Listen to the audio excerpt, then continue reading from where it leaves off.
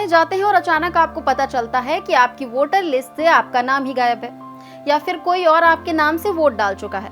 ऐसा आपके साथ कभी न कभी जरूर हुआ होगा और इसी गड़बड़ी को रोकने के लिए अब वोटर आईडी को आधार से लिंक करने का प्लान बनाया जा रहा है। दरअसल इससे पहले 2015 में भी चुनाव आयोग ने 30 करोड़ वोटर आईडी को आधार से लिंक किया था, लेकिन तब आंध्र प्रदेश और तेलंगाना में 55 लाख मतदाताओं के नाम हट गए, जिससे मामला सुप्रीम कोर्ट पहुंचा और कोर्ट ने इस प्रक्रिया पर रोक लगा दी। और अब इस बार फिर चुनाव आयोग इसे लागू करना चाहता है, लेकिन इस बार आयोग का कहना है कि संविधान के अनुच्छेद 326 के तहत कानूनी प्रक्रिया को ध्यान में रखा जाएगा और इसी के चलते चुनाव आयोग ने 31 मार्च से पहले चुनाव अधिकारियों की बैठक बुलाई है। साथ ही 30 अप्रैल तक राजनीतिक दलों से भी इसके लिए सुझाव मांगे हैं। मतलब अभी इस पर चर्चा जारी है। अब समझते हैं इसके लागू होने से क्या फायदा होगा।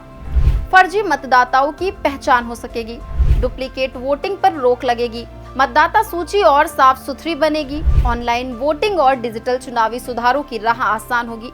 कुल मिलाकर चुनावी गड़बड़ियों को रोकने के लिए ये बड़ा कदम उठाया गया है। दरअसल अभी तक ये प्रक्रिया स्वैच्छिक है, मतलब आप चाहें तो ही अपने वोटर आईडी को आधार से लिंक कर सकते हैं, लेकिन अगर वोटर आईडी को आधार से जोड़ना अनिवार्य हो जाता है तो आपको भी अपना वोटर आईडी आधार से लिंक करना होगा।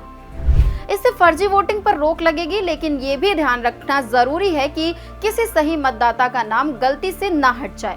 हालांकि सरकार इसे भविष्य में अनिवार्य बना सकती है ताकि चुनाव प्रक्रिया और मजबूत हो सके।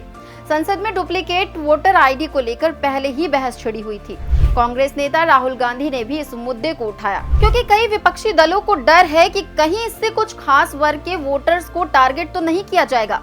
इसलिए चुनाव आयोग ने कहा कि अगले 3 महीने में डुप्लीकेट वोटर आईडी की समस्या को हल किया जाएगा।